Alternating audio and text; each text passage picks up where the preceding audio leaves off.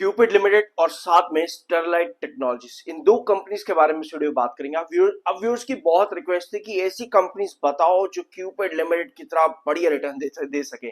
कई सारे व्यूअर्स की रिक्वेस्ट तो ये थी कि भाई ऐसी कंपनी बताओ जो 7 गुना हो जाए, जो 700% तक के रिटर्न दे दे। देखो यार, ये सब डिपेंड करता है आपकी और मेरी खुद की या फिर आपकी अपनी रिसर्च के ऊपर कि आप कितना अच्छे तरीके से रिसर्च कर सकते हो। मेरी आदत ये नहीं है कि मैं आपकी आदतें बिगाड़ूं ये बता करके कि भैया यहां पर एंट्री करो, वहां पर एंट्री मत करना, ऐसा कर लो वैसा कर लो।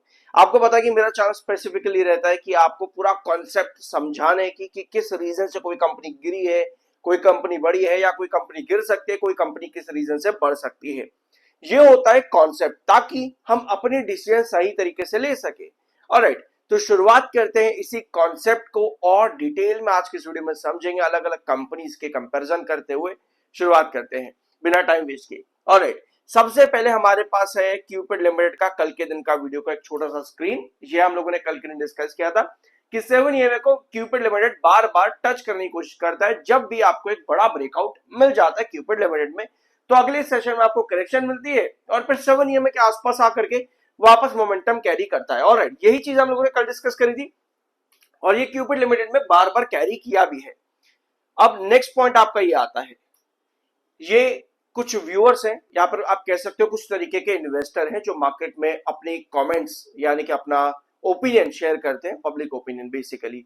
ठीक है, एक इन्वेस्टर का कहना है एनी टाइम टू 85 डाउन, अगले का कहना है nice consolidation much needed for RSI cool off.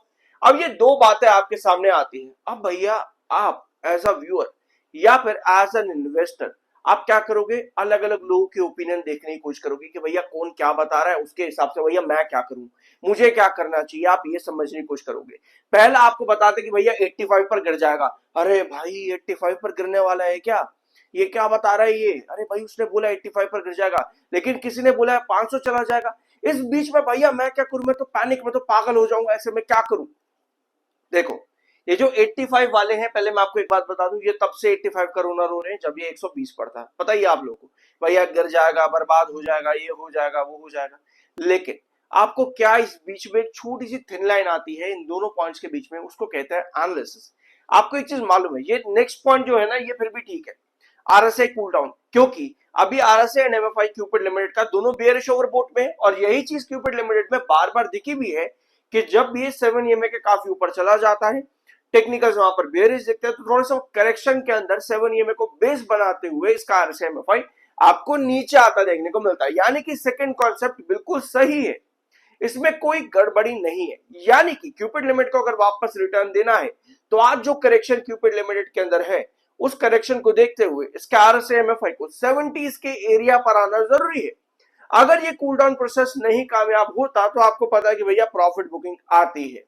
ये बहुत कॉमन कॉन्सेप्ट है, इसको मैन्युपुलेट करके या किसी अलग तरीके से समझाने की कोई जरूरत नहीं है, ये आपके सामने है और हर एक व्यूअर इसको देख सकता है, या फिर हर एक इन्वेस्टर जो खुद की समझदारी से मार्केट में काम करता है वो इसको देख सकता है। तो ये सबके सामने है, इसमें कोई मैनिपुलेशन नहीं है किसी भी तरह का कि भैया मुझे फंसा देगा कोई, मुझे ये कर देगा। आपके सामने है, आप इसको सही तरीके से एनालाइज कर सकते हो। आई होप ये पॉइंट क्लियर है यहाँ पर। अब आपके पास अभी भी लॉन्ग टर्म ASM1 के अंदर स्टॉक बना हुआ है क्यूपिड लिमिटेड। अब लॉन्ग टर्म ASM1 में आए हुए आज नहीं आया है, जबकि लगभग पिछले 3-4 महीने से, अगर मैं गलत नहीं तो पिछले 3-4 महीने से लॉन्ग टर्म ASM1 में है। हम इसको डिस्कस कर रहे हैं कि लॉन्ग टर्म ASM1 में, लॉन्ग टर्म ASM1 के अंदर ही। अब बहुत लोगों का एक मिसअंडरस्टैंडिंग होती है मार्केट के अंदर कि अगर स्टॉक लॉन्ग टर्म ASM1 या फिर शॉर्ट टर्म ASM के अंदर है तो वो वॉलेटाइल है, वहां पर ट्रैप किया जाता है, वो खराब है, एंट्री मत करो। ऐसा कुछ नहीं होता, इसकी अलग अलग कैटेगरीज होती हैं। Long term ASM1, ASM2, ASM3, ASM4। जब कोई स्टॉक एक राइजिंग स्टेजेस पर होता है सर्विलेंस की, तो वहां पर आपके पास लिक्विडिटी भी कम होनी शुरू हो जाती है। आपके पास सर्विलेंस ये लगाया जाता है कि स्टॉक एक पर्टिकुलर प्राइस बैंड के ऊपर या नीचे नहीं गिर सकता, ना ही बढ़ सकता। ठीक है, इसलिए सर्विलेंस के अंदर स्टॉक को डाला जाता है। ये पॉइंट क्लियर है। अब मैं ये सब चीजें आपको क्यों बता रहा हूं, एनालिसिस करने के लिए, क्योंकि आप व्यूअर्स का कमेंट था कि भैया हमें ऐसी कंपनीज बताओ जो कि इस तरह के बढ़िया रिटर्न्स दे सके। तो एक कंपनी है, ये कंपनी रिटर्न दे चुकी है, मैं आपको फिर बता दूं, ये कंपनी भी रिटर्न दे चुकी है। इसका नाम है स्टरलाइट टेक्नोलॉजीज। ठीक है, ये कंपनी लॉन्ग टर्म ASM4 के अंदर है और कोई भी कंपनी जब लॉन्ग टर्म एएसएम 4 में होती है तो वो हाईली अंडर सर्विलेंस होती है और 90 डेज का क्राइटेरिया होता है स्टेजेस के अकॉर्डिंग उसके बाहर निकालने के लिए। लॉन्ग टर्म एएसएम 1 के ऊपर जो स्टेज आता है वो सिर्फ और सिर्फ वीकली ट्रेड यानी कि मंडे टू मंडे ही ट्रेड आता है। अगर लॉन्ग टर्म एएसएम 4 के आगे निकल जाए तो सिर्फ ये मंडे टू मंडे ही ट्रेड करेगा। बट अभी लॉन्ग टर्म एएसएम 4 में दैट मींस कि इसका प्राइस बैंड एक पर्टिकुलर रेंज में रहेगा, ऊपर या नीचे की तरफ एक पर्टिकुलर रेंज होगी कि इससे ज्यादा गिर नहीं सकता, इससे ज्यादा बढ़ नहीं सकता। दूसरा, आपके पास वॉल्यूम्स यहाँ पर काफी कम होंगे और अगर आपको खरीदना है तो आपको 100% डिलीवरी ही लेनी पड़ेगी और आपके डीमैट अकाउंट में अगर शेयर होंगे तो ही आप उसको बेच सक पाओगे आगे जाकर के। यानी लो लिक्विडिटी का मतलब ये होता है कि आपके पास जरूरी नहीं है कि अगर आप बाय करने सेल करने जाओ तो आपके पास दूसरी साइड पर बायर अवेलेबल हो। तो इसलिए लॉन्ग टर्म एएसएम एक हायर स्टेज ऑफ सर्वेलेंस होता है, वहां पर आपको काफी ज्यादा कॉशियस रहना चाहिए। अब ये सभी जो चीजें हमने यहाँ पर अभी तक डिस्कस करी हैं, ये दो कंपनीज के बारे में बात होगी, क्यूपिड लिमिटेड और स्टरलाइट टेक्नोलॉजीज। अब मैं आपको एक छोटा सा चीज बताता हूँ यहाँ पे कि दोनों ने रिटर्न क्यों दिए। क्यूपिड लिमिटेड का आपको मालूम है कि रिटर्न क्यों दिए, क्योंकि कंपनी का ग्रोथ परसेंटेज उस तरीके से हर साल ईयर ऑन ईयर बेसिस पर, हर क्वार्टर के अंदर ईयर ऑन ईयर बेसिस पर कंपनी का ग्रोथ जो है रिवेन्यू और प्रॉफिट के अंदर बढ़ा। इस वजह से क्यूपिड लिमिटेड ने रिटर्न दिए हैं। अब आगे ये कंपनी कितना रिटर्न दे सकती है वो किस चीज पर डिपेंड करेगा, वही पॉइंट के ऊपर कि कंपनी का ये ग्रोथ आगे किस तरह से बढ़ेगा ईयर ऑन ईयर बेसिस पर। यानी कि आने वाले क्वार्टर में जो कंपनी का सितंबर क्वार्टर आएगा वहां पर कंपनी को 150% या उसके ऊपर का रिवेन्यू ग्रोथ चाहिए। सिमिलरली प्रॉफिट ग्रोथ भी कंपनी को 200% का चाहिए। अगर कंपनी ये कैरी करती है तो आप एक्सपेक्ट करते हो कि ये कंपनी आगे भी रिटर्न देगी, क्योंकि दो रीजन से किसी भी कंपनी में तेजी आती है। पहला स्पेकुलेशन, दूसरा कंपनी का खुद का बिजनेस। अगर बिजनेस कंपनी का बढ़ता है इस तरीके से तो आपको बढ़िया तेजी दिखती है, लेकिन कई बार तेजी आती है स्पेकुलेशन बेसिस पर, यानी कंपनी बिजनेस बढ़ा सकती है तो आपको तेजी दिखती है, अगर बिजनेस नहीं बढ़ पाया तो भैया आपको पूरी तरह से खत्म होता देखने को भी मिल जाता है। अब क्यूपिड लिमिटेड में तेजी दिखी आपको ग्रोथ पर्सपेक्टिव पर कि भैया कंपनी ने बढ़िया बिजनेस किया तो कंपनी आपको बढ़ती देखने को मिली। अब आगे जाकर के इस कंपनी में क्या होगा वो डिपेंड करेगा इस कंपनी के ईयर ऑन ईयर ग्रोथ पर, यानी कि नेक्स्ट सितंबर क्वार्टर कंपनी का ईयर ऑन ईयर बेसिस पे कितना ग्रोथ प्रोवाइड करता है, वहीं पर ही डिपेंड करेगा कि ये कंपनी आगे कितना रिटर्न दे सकती है। बट फिलहाल के लिए अभी तो रिजल्ट कंपनी का आने वाले नहीं है अगले क्वार्टर 2 के, अभी तो वहां पर टाइम है। तो अभी आपको ये देखना है कि 7 में किस तरीके से रिएक्ट कर रहा है, आरएसएमएफआई किस तरीके से रिएक्ट कर रहे हैं, जो आपके इंपॉर्टेंट बेसिस और आपके इंपॉर्टेंट रिजेक्शन है वो किस तरह से रिएक्ट कर रहे हैं। तो अभी आपके पास इन सब चीजों को समझना है ताकि आप ये समझ पाओ कि आगे आपको तेजी कितनी मिलेगी और कितनी गिरावट। जैसे अभी 7 के आसपास डिप कर रहा है, दैट मींस कि वहां पर बेस है, अब वहां से वापस रिकवरी करेगा तो 306 को क्रॉस करेगा, दैट मींस कि आपका ब्रेकआउट फर्दर कैरी करेगा। ऑलराइट, ये सब चीजें हमें समझनी होती है कि आगे कंपनी कैसा रिटर्न दे सकती है। अब आते हैं वापस स्टरलाइट पे।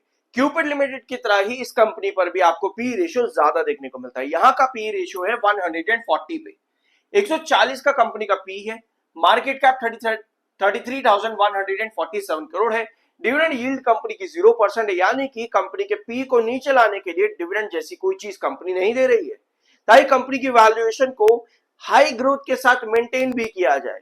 समझे इस चीज को, नहीं समझे अब यहां पर आओ, अभी समझ में आएगा आप लोगों को। ये है कंपनी के पिछले 3 क्वार्टर का ईयर ऑन ईयर बेसिस का ग्रोथ, 26%, 37%, 87%।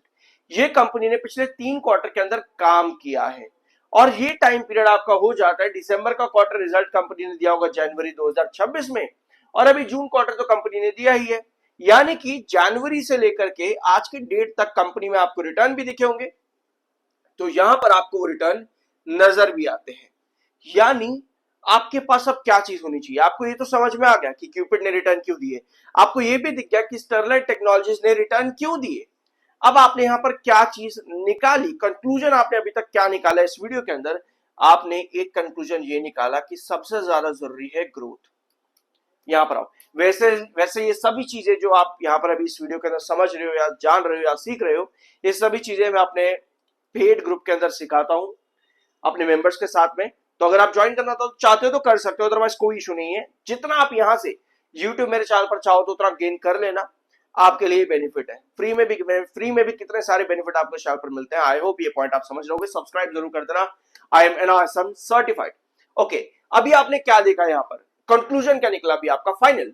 शॉर्ट टर्म के लिए कंक्लूजन आपको समझ में आ गया। लॉन्ग टर्म के लिए कंक्लूजन आपका निकला एक ग्रोथ परसेंटेज, सबसे बड़ा कंक्लूजन ग्रोथ परसेंटेज। अब जब आपके पास एक कंपनी को समझ में आ गया कि भैया इस कंपनी ने रिटर्न्स क्यों दिए, ग्रोथ की वजह से कंपनी ने रिटर्न दिए, अब आपको क्या सर्च करना है ताकि आपके पास एक लिस्ट आए इन कंपनीज की जो अच्छा रिटर्न्स दे सकती हैं। आपको देखना है, रिसर्च अब आपको करना है। हम गूगल पे आलतू फालतू चीजें रिसर्च करते रहते हैं कि भैया मुझको ये दिखा दो, मुझे वो दिखा दो, ऐसा कर दो, वैसा कर दो। ये सब चीजें हम गूगल पे रिसर्च करते रहते हैं, क्यों ना हम इस चीज को ही रिसर्च करने के लिए चले जाए। हमें एनालिसिस तो करना है मार्केट के अंदर, तो अब हम क्या देखेंगे, कंपनीज हैविंग, मैं थोड़ा शॉर्ट में लिखूंगा, हैविंग हाई ग्रोथ परसेंटेज, ठीक है, इन रेवेन्यू एंड प्रॉफिट। ये आपके पास एक कीवर्ड आ जाता है, बहुत आसान है ये चीज। इसमें ना मुझे किसी को देखने की जरूरत नहीं पड़ेगी, किसी में यूट्यूबर को जाकर के देखूं भैया वो क्या बता रहा है, सोशल मीडिया पे किसी ब्रोकरेज की में रेटिंग देखो भैया वो क्या बता रहा है, कहीं वेबसाइट पर चल जाऊं, मुझे कुछ जाने की जरूरत नहीं पड़ेगी। मुझे सिंपली ये कीवर्ड एक गूगल के ऊपर सर्च कर लेना, सिंपल सा, बहुत सिंपल कीवर्ड है, दिमाग का इस्तेमाल करना है बस, और कुछ नहीं है। कि भैया किस रीजन से किसी कंपनी में तेजी आती है, फंडामेंटल फाइनेंशियल से तो आती है, तो भैया वो फंडामेंटल फाइनेंशियल कौन कौन से हैं जो कि बहुत जरूरी होते हैं किसी भी कंपनी के लिए। बस वही एक वर्ड निकालना है, ग्रोथ निकाल लिया मैंने, आप पी निकाल लेना कि भैया जिन जिन कंपनी का पी नीचे है, ईपीएस ऊपर, आप वो कीवर्ड निकाल लो। जो कंपनीज बढ़िया बिजनेस ग्रोथ कर सकते हैं वो कीवर्ड निकाल लो। आगे ये लिस्ट लिख दो पूरी की पूरी, भैया आपके सामने अपने आप ही कंपनीज की लिस्ट आनी शुरू हो जाएंगी। आपके पास कौन कौन सी कंपनी आएंगी, 1 2 3 4 5, ऐसे एन नंबर ऑफ कंपनीज आपके पास खड़ी हो जाएंगी आकर के। अब जब ये एन नंबर ऑफ कंपनीज आई, आपको वहां पर क्या देखना है, आपने देखा कि स्टरलाइट टेक्नोलॉजीज ने रिटर्न क्यों दिए, क्योंकि वहां पर कुछ इस तरीके का कंपनी का ईयर ऑन ईयर बेसिस पर ग्रोथ चल रहा था।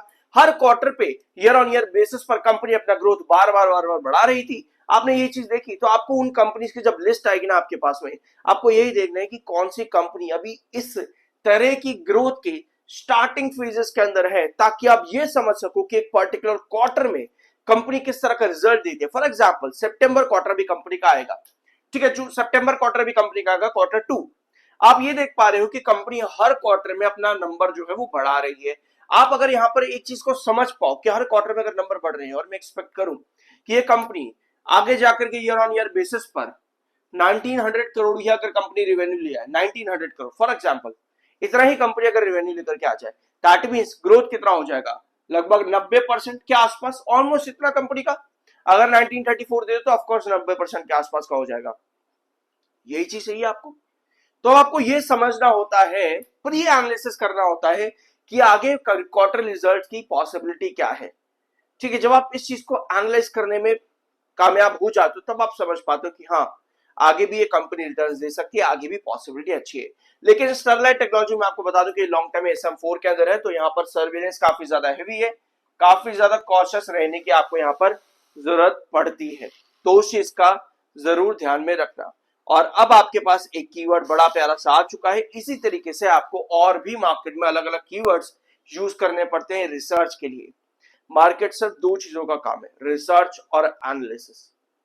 मेरी देखो ये कोशिश रहती है ज्यादा से ज्यादा कि आपको ना इधर उधर भटकने की जरूरत ना पड़े कि भैया मैं अपने इन्वेस्टमेंट का क्या करूं, अपने पोर्टफोलियो क्या क्या करूं।